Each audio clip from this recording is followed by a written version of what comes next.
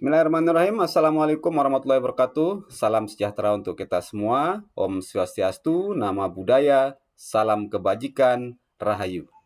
Perkenalkan, saya Muhammad Zainuddin dari Lembaga Sertifikasi Kompetensi Otomotif Kendaraan Ringan. Pada kesempatan ini, saya akan menyampaikan legalitas sertifikat kompetensi.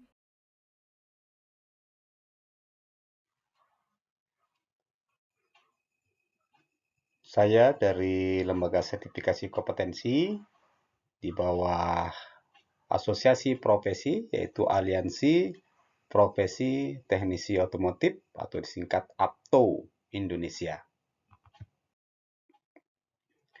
Sistem pengujian dan penilaian uji kompetensi di Lembaga Sertifikasi Kompetensi itu mengukur sejauh mana apa yang dilakukan oleh lulusan atau peserta didik, nanti apa yang kompetensi yang bisa dilakukan, kemudian apa yang sudah dipelajari oleh peserta didik tersebut.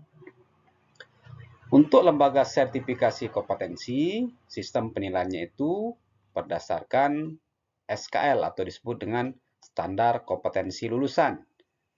Standar kompetensi lulusan ini dasar hukumnya menggunakan Undang-Undang Nomor 20 Tahun 2003, kemudian Peraturan Pemerintah Nomor 13 Tahun 2015, kemudian Peraturan Presiden Nomor 8 Tahun 2012 tentang Kerangka Kualifikasi Nasional Indonesia, kemudian Pedoman Penyusunan Standar Kompetensi Lulusan Kursus dan Pelatihan tahun 2019. Kemudian, standar kompetensi lulusan ini dibutuhkan untuk bagaimana lulusan bisa diterima kerja atau siap bekerja di dunia usaha, dunia industri, maka disusun suatu rubrik penilaian. Rubrik penilaian ini itu berprinsip TATU atau kita kenal dengan terukur, kemudian akurat, terkini, dan otentik. Rubrik penilaian menjadi instrumen pengukuran seperti saringan yang mampu menyaring dengan tepat setiap hasil pekerjaan yang dilakukan oleh peserta uji kompetensi. Kemudian kalau di SKL-nya teknik kendaraan ringan, itu ada 11 unit kompetensi yang harus dikuasai oleh peserta didik kursus, mulai dari bagaimana mengelola atau mengidentifikasi kendaraan ringan, sampai nanti itu bagaimana merawat sistem AC kendaraan ringan. Berikut kami sampaikan tes yang dilakukan di lembaga Center.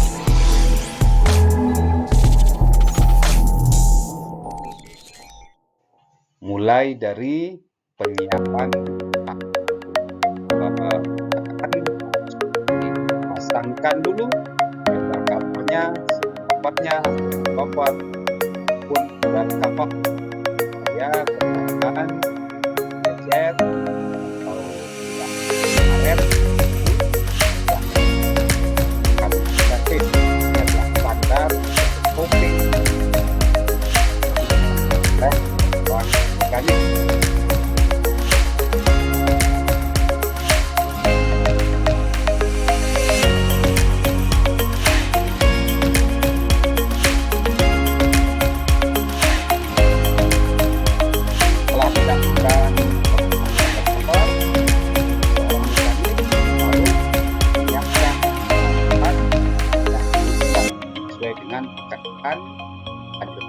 Supaya hasil kerjanya lebih efektif, efisien. Dan setelah itu mengidentifikasi masalah mulai dari ukur tekanan kompresi. Pas ukur juga akan disesuaikan dengan manual yang ada pada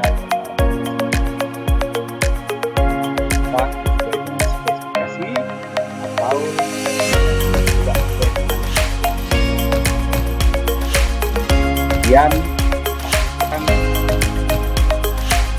kan atau standarisasi ulang dari jalan dan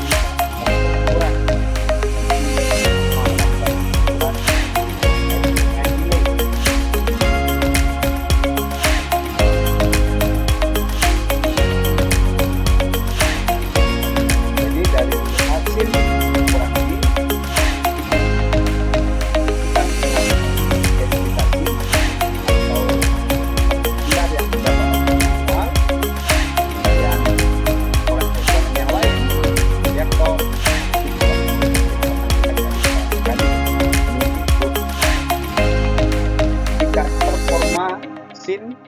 kembali seperti dengan spesifikasi ini benar. Jadi semua pekerjaan yang dilakukan oleh metode kompetensi pada saat uji kompetensi berdasarkan SKL ini dilakukan tanda seperti yang ada pada pengadaan hasil dari uji kompetensi ini diharapkan menjadi bahan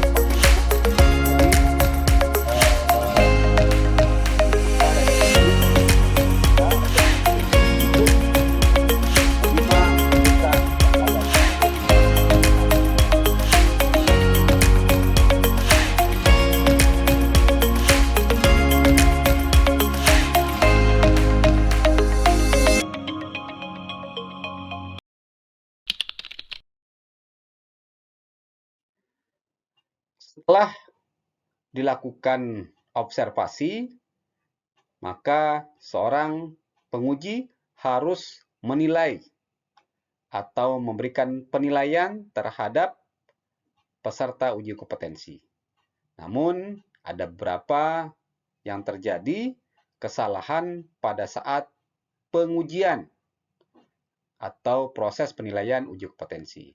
Yang pertama ada namanya halo effect. Halo effect ini kecenderungan seseorang untuk mendasarkan penilaian itu berdasarkan karakteristik dari seseorang yang menonjol. Misalnya, kalau menonjol pada sikap yang baik, nah, jadi terkesan baiknya saja. Nah, ini yang sering terjadi. Kemudian ada similarity to me effect. Similarity to me effect ini menunjukkan penilaian lebih positif terhadap orang lain yang dianggap mirip dengannya. Kalau misalnya hobi suka mancing, ya ini lebih orang itu mau diberikan penilaian lebih bagus. Nah, ini yang kesalahan-kesalahan yang tidak yang sering dilakukan. Ini yang tidak boleh harus terjadi pada tidak boleh terjadi pada saat penilaian. Kemudian ada recensi error. Recensi error ini ya muncul karena terlalu fokus pada kejadian atau perilaku terbaru dan bukan pada kesalahan kinerja atau perilaku dari waktu ke waktu. Hal ini sering terjadi pada penilaian kinerja, di mana kinerja atau kesalahan yang terjadi belakangan dianggap lebih signifikan terhadap performa selama periode yang lebih panjang. Misalnya gara-gara menjatuhkan obeng, nah itu membuat nilai yang diberikan lebih rendah. Dianggap sering melakukan kesalahan. Nah, ini yang tidak boleh. Kemudian ada yang keempat, ini stereotyping error, yang merupakan penilaian terhadap individu atau kelompok berdasarkan asumsi atau stereotip umum. Stereotip umum ini merupakan persepsi umum tentang kelompok tertentu yang seringkali tidak benar atau berlebihan. Misalnya, seorang mungkin menilai kompetensi orang lain itu berdasarkan asal-usul etnis atau jenis kelamin tanpa memperhatikan kemampuan individu tersebut. Misalnya, kalau orang ini cenderung dari daerah yang malas, begitu, nah itu dianggap semua orang yang dari daerah itu malas semua, begitu. Ini yang kesalahan yang tidak perlu dilakukan, sehingga hasil dari uji kompetensi ini betul-betul bisa menjadi gambaran dari dunia usaha, dunia industri, sehingga lulusan dari kursus dan pelatihan bisa diterima di dunia kerja dan dunia industri. Demikian pemaparan kami. Semoga apa yang kami sampaikan bermanfaat, bisa dipergunakan oleh orang banyak. Wabillahi taufiq wal hidayah. Wassalamualaikum warahmatullahi wabarakatuh. Om Santi Santi Om. Salam kompeten.